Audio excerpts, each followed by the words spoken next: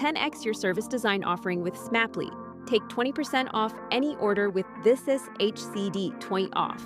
Let's superpower you and your design team's potential. Sign up at smaply.app. Enjoy the episode from your friends at Smaply, helping support This Is HCD podcast.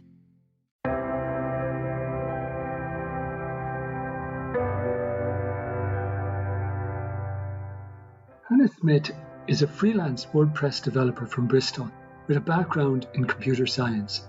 Before freelance life, among other things, she honed her management skills at the Environment Agency, where she managed large business change projects. She's co-founder of Green Tech Southwest and is on a mission to raise awareness about the environmental impact of digital tech. Check out Let's Green the Web on Twitter.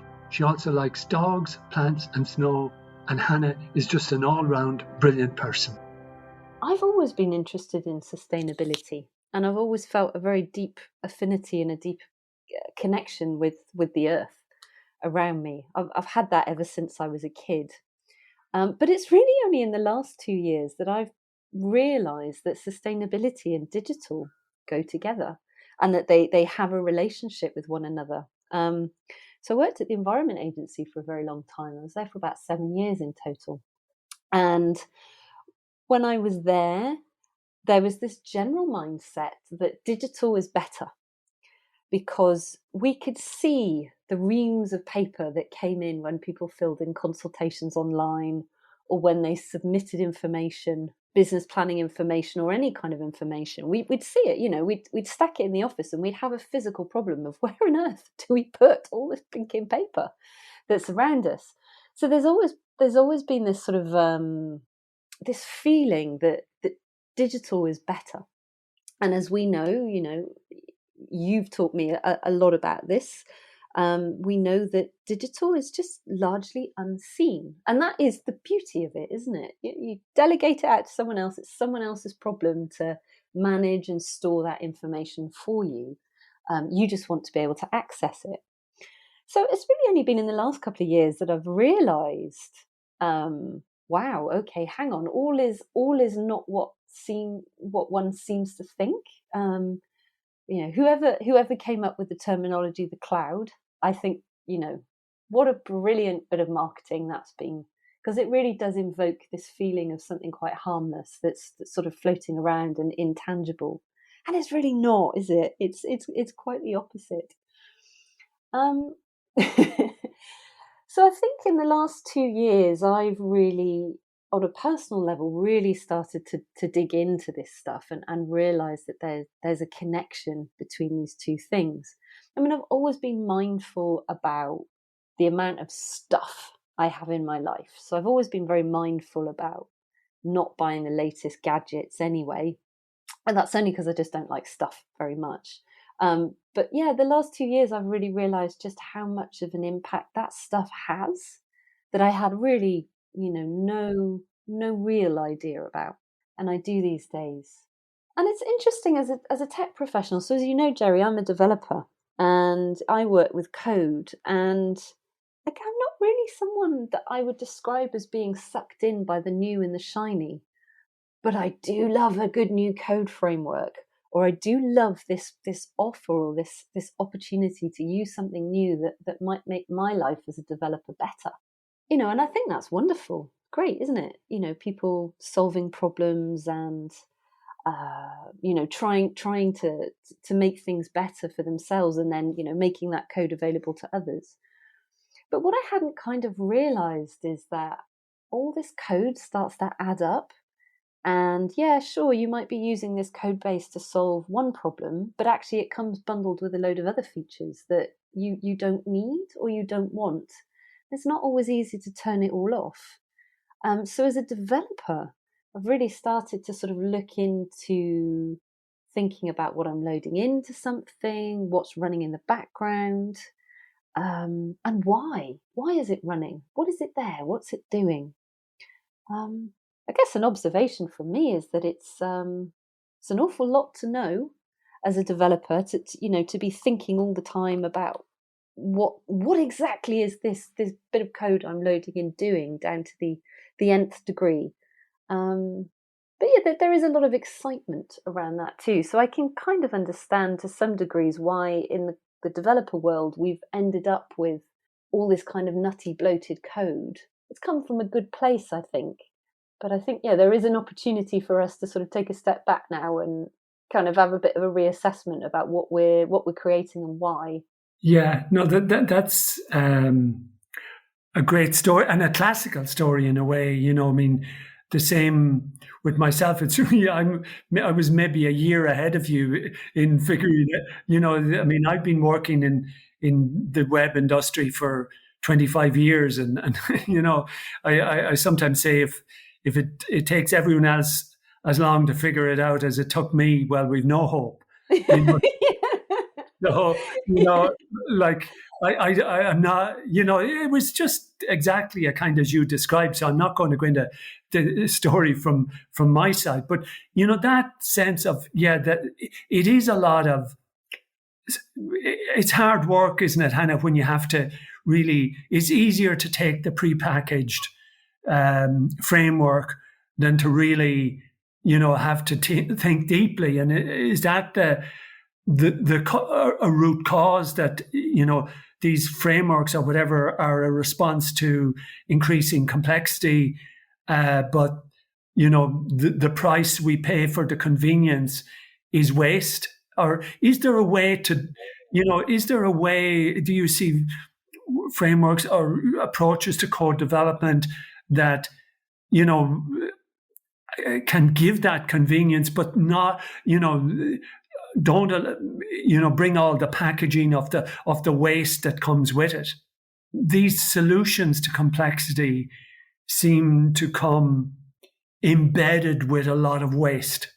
That instead of picking out that that little bit of code that'll really address the problem, that little bit of code comes with another couple of hundred lines of stuff that you don't need, but because it's all neatly packaged together, it's hard to dissect the little bit of code that you really need, and to not take all that other stuff that actually the page or the function or the form or whatever is happening doesn't actually need it. That or are there new models that are trying to address that issue, or what's your experience there? Yeah, so I think you said something really interesting there, which is, do solutions to complexity come embedded with waste in them? And I think you can't give a yes or a no answer to that, because it's only going to be waste if you don't know what to do with it, or if you don't know how to leverage something within the code base that you're using. Now, something that I struggle with all the time, so I'm a self-employed freelancer, there's only one of me.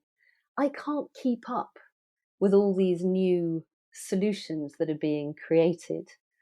So do I think that I embed waste in some of what I do? Yeah, probably, because I can't always understand, or I don't always have the time to deep dive into all the code packages or frameworks that I'm using. I probably only use the surface of it. Probably with the exception of WordPress core itself, I'm probably pretty comfortable with what to do there. But WordPress itself comes built with, gosh, the ability to add plugins and themes and all sorts of other stuff. I mean, are there solutions? That was the other part of your question. Like, is there a way to reduce this waste? Could be if we all slowed down a little bit. The pace at which we are developing new solutions, new frameworks, new ways of doing things is mind-blowingly fast. And that is incredibly exciting. But I don't think as a technical coding community, we often pause enough to let everybody catch up with what we're doing. And I think therein is an intrinsic sort of set of compromises that we have to make of innovation versus accessibility for all.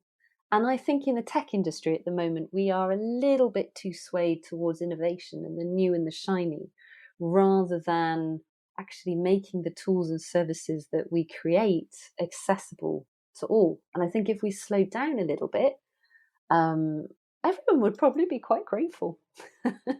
Actually, I think. We're caught in a kind of a trap, as you say there, innovation. I've been thinking about innovation and recently, and I was thinking that, actually innovation is probably a key contributor to climate change and global warming, because the very act of innovation is a very resource intensive type of activity, and that as you're constantly churning through innovations, you are rapidly consuming materials and producing and wasting stuff, because you're constantly moving on to the next thing, so to speak. So the thing behind it is no longer useful, or is less useful, and becomes more wasteful. And a lot of the time, like, I look at a lot of this activity over the years and I say, well, what's actually being achieved? All this frenetic innovation is, what great things are actually being done with all of this, that, so many websites that I come across could and should operate in a vastly simpler framework. They really don't need. Most websites are still quite basic. They're still, 95 out of 100 websites are not complicated things. No, they're really not.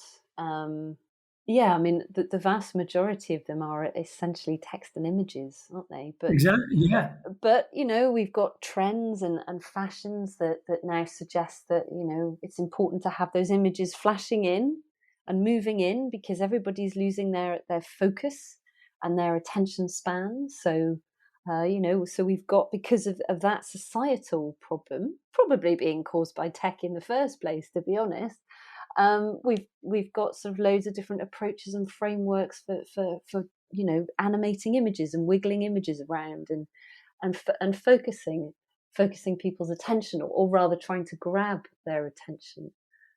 So yeah, we do see sort of some small little fringe changes, but I do agree with you. A website is fundamentally text and images, okay, video as well, but I don't think video in itself is a bad thing.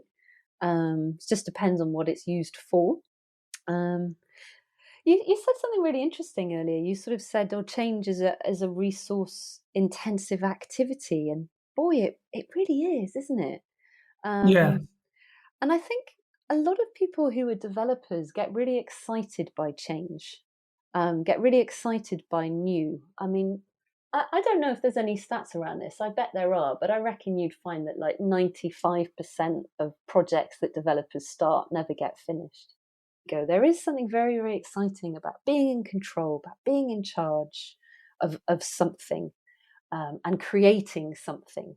And there is something a lot more humdrum about maintenance. I think you're right. And I mean, a lot of your content that comes out has got me thinking, along with some content by Tim Frick, who's based over in the US. I'm sure you've come across Tim by now. Yeah.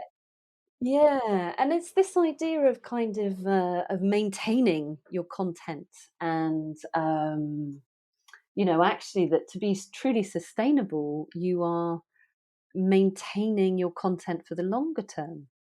And we know that that's good marketing practice, because we know that is good for SEO. And I do think developers in general could take this mindset into their code base and think, okay, well, if I'm creating this code, what's going to happen to it, not in 1 year's time, but in 5 years' time? In 5 years' time, is this going to be a benefit to someone? Are there going to be plans in place that we can manage this? Am I going to have written anything down and documented anything? Because that's another thing that most devs will do under duress, but normally there's a lot of cajoling involved. And I do think as a tech community, I do think we could put a bit more time and effort into that stuff and talk less about the rock star side of development, because That phrase just winds me up. I hate that phrase. You're a rock star developer. Can we, I don't know, we need some better terminology that kind of praises the developers that think about the long-term maintenance and that do those kinds of tasks and that keep things running and that repair their code rather than throwing code away. So I work with WordPress. WordPress, we'll have some people cheering and we'll have some people sucking through their teeth going, oh my goodness, why are you doing that?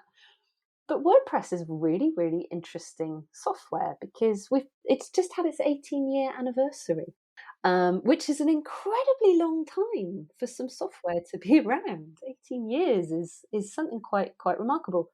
And so there were sort of online celebrations and people talking about WordPress, and a number of stories surfaced around people updating WordPress from versions that are 10, 12 years ago, and that their sites still run and their sites still work. And I think a lot of people don't like WordPress, A, because they don't understand it, but B, because it's been around a long time and has this perception of not being new and shiny. But actually, if you take a step back and think about what that software has achieved, it is, right? And, I think that there's a real case there for saying that, WordPress has a lot of the hallmarks of sustainable software, given the longevity of it and given how backwards compatible. When you think of how crazy the world we exist within this web development or design world, that, in human terms, 18 isn't old. And humans are just a blip in time. Like, if you understand physics or the age of the universe, we're just, it's utterly inconsequential. And yet we've come into this technology world where something that's 2 years old is old. How crazy and twisted. And this is one of the core problems that I began to realize about, if you keep changing things every 2 years, you're changing resources as well. And, you're dumping or degrading or, the other resources that go to waste, or else, they hang around in the architecture and get pulled down every time person loads the page, but they never get used. So they're even worse, in the process that sometimes you'll find pages that get stuff added to them, just continue to get bloated over time. But this sense, like as you said, what's going to happen to this in 5 years? Nobody seems to have the ability to think beyond 2 years. How are we going to save the planet if we've got a bunch of developers who can't think beyond 2 years? If software is supposed to help us save the planet, climate crisis isn't it? It's not something you can do a sprint for and fix it. Oh gosh, no. It's interesting. An image just popped into my head. So for the last 4 years, I've been teaching on a coding bootcamp, based in Bristol, where I'm from. I often used to say to the students, when you're trying to solve code problems, the best thing you can do is really take your time, take it slowly. And I remember saying to them, one of the things that got me into tech sort of 20 odd years ago was the film, The Matrix. There's that scene where they're looking at the Matrix in code, and there's like 3 or 4 screens around the operator, and there's all these like characters running up and down the screen. And I always remember seeing that image and feeling so excited and being like, wow, tech, you can literally save the world, and you can literally save the world through, reading, quickly changing characters, and, everything about the film was very sort of got quite high energy and quite intense and quite fast. I used to say to the students on my bootcamp, I was like, if you've seen The Matrix and you think that tech is going to be like that film scene, I'm really sorry to disappoint you, but actually good tech is anything but. Good tech is slow and thoughtful, and actually most of the time quite boring. I think as a tech society, we need to get a little bit more back to that.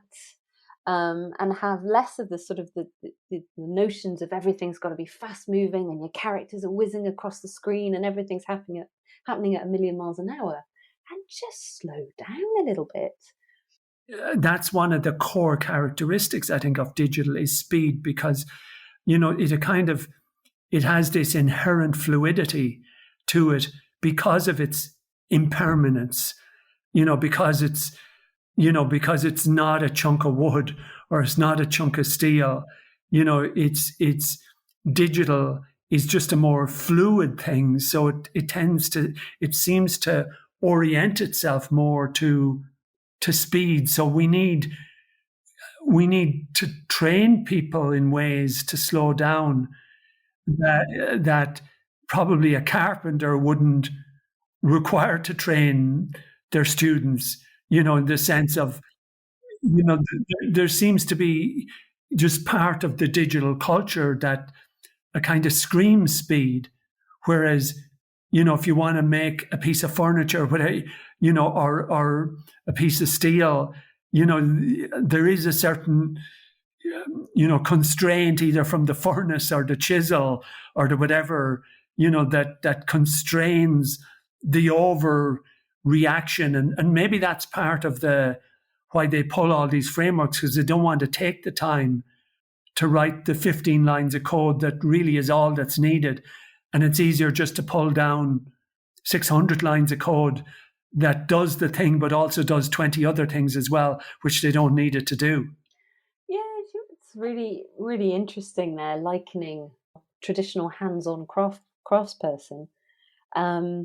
I know a few people who describe themselves as web crafters, not developers, but web crafters. And I think that subtle change in terminology is really nice. It is. Yeah, I was just thinking when you were talking that the inherent in the word developer is develop. Mm-hmm. It is. It's developing another word for create. It's not. So it's not a maintainer. It's not a craft. It's a it's a kind of,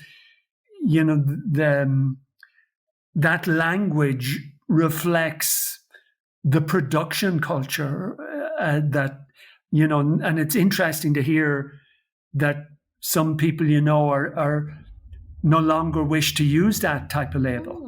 It is interesting. I mean, the term engineer doesn't get used as much these days. People do tend to refer to themselves as software developers rather than software engineers. But I think engineering does give me a slightly different sense of the industry as well. I don't know about you. I tend to think of engineering as a little bit slower. Yeah.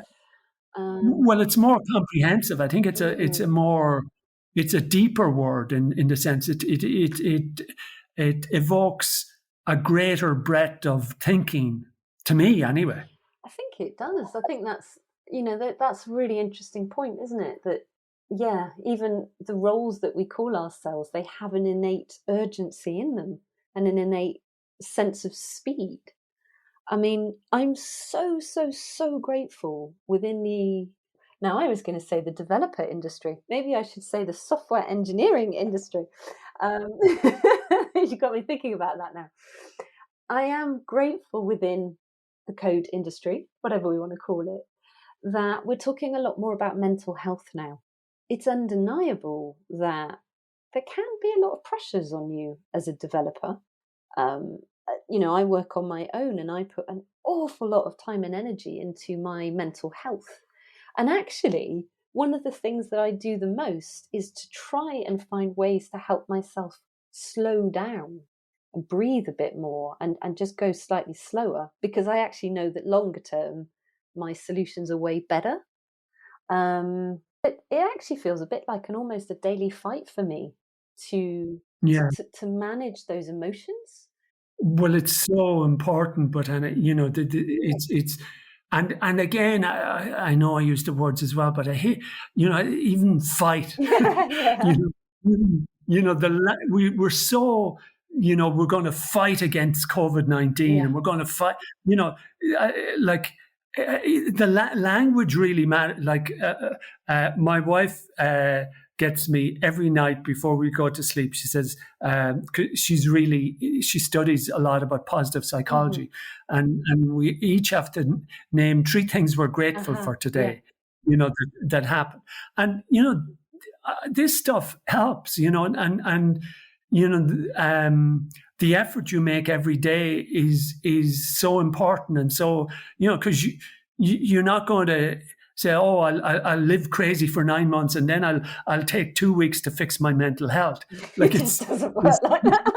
It doesn't work that way, You fix it every day or you break it every day, in the process. So, it's wonderful to hear that you're investing that time to nurture that essential, well-being, and that, you keep coming back to slowing down. Like, we look at from fast food, fast everything is what's killing the planet. The processing that occurs either in food or whatever, but speed, in so many areas, whether, fast delivery from Amazon is more damaging than waiting for 3 or 4 days for delivery. So after a certain point, when you start driving, and it just obeys the laws of thermodynamics or whatever, up to 30 miles, 50, but once you get up to a certain speed, dangers increase significantly. Energy consumption really jumps. So, to move a vehicle at 600 versus 1200 miles an hour, the amount of energy required to get for Jeff Bezos, the idiot, to go up into space for 3 minutes, just so as he can say he's been in space. What an idiot, childish thing to do. Like, it's like the world has been run by 13-year-old idiots. That I've been up in space for 3 minutes. I bet you haven't. Like, it's so stupid. And yet these are the people who are, but it's all about speed. It's all about, that and figuring out that obviously you don't want to be too slow because, you won't get a lot of places. But once we all have a threshold, like if you get hit at 30 miles an hour or 25, you have a good chance of surviving. But if you get hit at 60 miles an hour, you have very little chance of surviving.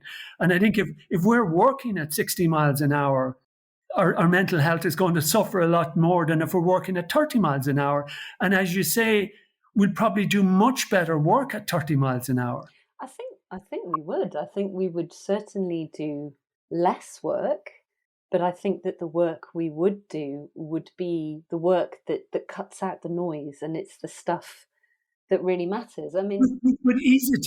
I'm sorry for interrupting. Okay. But is it less work? Like, or is maybe it's less volume? But it's not less work. If we consider work, like wasn't Einstein asked once, if you got an hour to solve a really difficult problem, how would you spend the hour? And he said, I'd spend 55 minutes thinking. And that's, and sometimes we don't consider thinking as work. We only consider developing. I'm only working when I'm coding. I'm not working when I'm thinking, because often the slowness gives us the time to think. I think that's so true. I mean, I can think of so many examples of working with my own clients where they'll contact me and they'll be like, oh, hey, Hannah, we've got this really urgent thing that we need to do quickly. Here we go. Right. Okay. So why is this urgent? And they'll give me some sort of reason, generally to do with a team meeting that's just happened where everybody's decided they're going to do this thing. And then it's suddenly become urgent. And actually, I've trained most of my clients now to know that they're not going to get good results out of me if they want me to react to something really fast. I'm quite an introvert, so I do like time to think about things, and I've really, really realised the power of that. And often I get a request like that from my client. I sit on it for a week, just see what happens. And 9 times out of 10, the requirement either then goes away or suddenly it's become less urgent. or it's changed. And I do find that, again, that just that confidence of being patient and just letting it play out, letting the enthusiasm die down, letting the dust settle a little bit, can pay off so much, both in terms of, my time, but also the business's time as well. If it's still really important in a week's time, then I know it's actually okay, really important. But so often it changes, and I'll get like, oh God, okay, it's urgent, and I feel my my breathing change, and but yeah, just sitting on it that little bit of time does make all the difference. And again, I think that is something that as developers, or as code craftspeople, or whatever we decide the new term is, I think that's something we should all learn and be taught. No, I think it's a great principle. It's a great, I knew somebody once, who said they nearly never responded to their email, certainly immediately, because they said if it was actually important, somebody had emailed them again, or else they'd ring them, or they'd use another form of communication to, and that was, what you just said reminded me of that sort of these habits, the habits of the slow people, to embrace, because we know slow food and slow that, that so much good, can come from slowness. Sometimes, yeah, you don't want to be slow on a football game or something like that. Or, yeah, like it's not, if the keeper is really slow when the penalty is taken, that's not a good strategy. But in so many areas of life, you don't need to be racing around like a lunatic, and particularly when it comes to doing something of substance, and something, as you say, that will last, has the capacity to last, or be reused in 5 years' time. And so that concept of slowness, and and maybe it's the wrong word as well. It's more thinking. It's more giving yourself time to think and to really work through, is this really an urgent problem? And to ask these core questions, rather than to constantly react to the stimulus that has just emerged in your environment. Very much. I mean, to put some, I think there's only one type of problem where I will literally jump when somebody asks me to, and that's if there is a bug on a production level system. So if something's broken in production, that is something I will jump for. But 9 times out of 10, a bug that's been introduced to the system is as a result of trying to do something too quickly. So that's not to say that I don't ever get bugs in my code. Of course I do. I'm human after all. But when you pace yourself with the development, you do the development slower, you are far, far, far more likely to put a robust solution in place, and therefore actually have fewer bugs, and therefore not have to be in this cycle of jumping, all the time. So, I say to my clients, if you find a production level problem, put it on my ticketing system and address it as bug. And those are the things that when they pop through, I say, oh, okay, oh, really sit up and pay attention.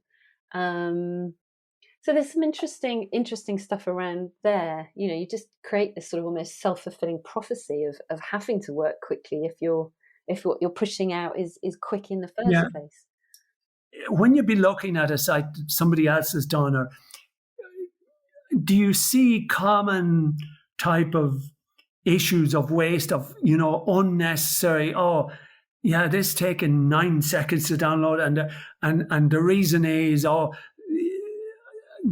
you noticed any patterns or new patterns, or that things that people deliberately skip, or don't focus enough attention on, or that results in a real common pattern of wasteful practice in web design? Is there anything that you know? Oh, I keep seeing this. Why does everybody do this? When they really shouldn't, or anything like that? I think the one for me is analytics.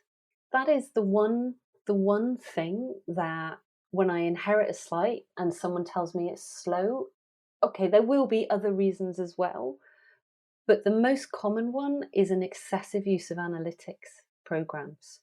I think people feel that there's safety in data, but actually, that it usually just slows things down. So that what I see is a marketing team or a development team have gone, oh, we need to measure X because this is a goal for the company. They put a system in place to measure X, but nobody ever then comes back to remove X when they then decide that the next thing they want to measure is Y. And so you just get layer upon layer upon layer of analytics programs. And they do, I think, they can really slow the site down. It's noticeable when Hotjar, for example, is on a site, or you've got GTM, Google Tag Manager, loading in various other analytics things. HubSpot, which is a way of embedding forms into websites, seems to come with loads and loads of analytics. I think that for me, if I had to point my finger at one thing, it would be analytics and this need for data collection, which is not always unjustified, but it is often implemented and then just kind of overlooked in the futures, forgotten about. Another thing, you sort of said, when you look at a new code base, are there any other things?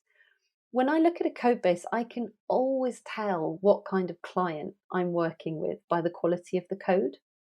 If I've got a code base, I mean, obviously the code base will give me some indication of the developer as well. But if I've got a code base that's a right royal mess, I can usually hazard a guess that client is someone that's going to work quite quickly, is going to be innovative.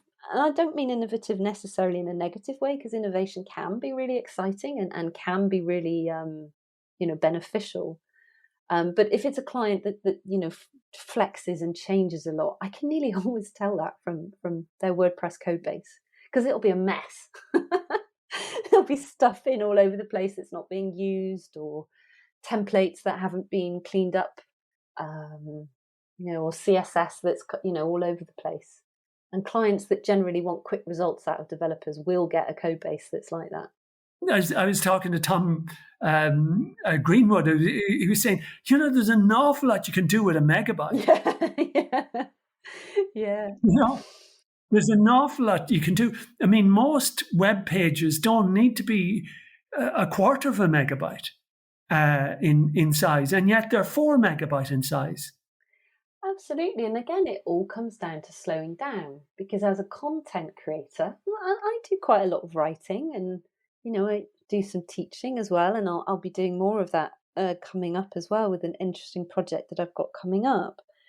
That actually, it's actually really, really hard to put a distilled paragraph out. It's much easier to bash out a whole page of content than actually refine it down and think about, okay, what am I trying to communicate? What is my key message here? If you're in a hurry, you tend to write more, don't you? Yeah.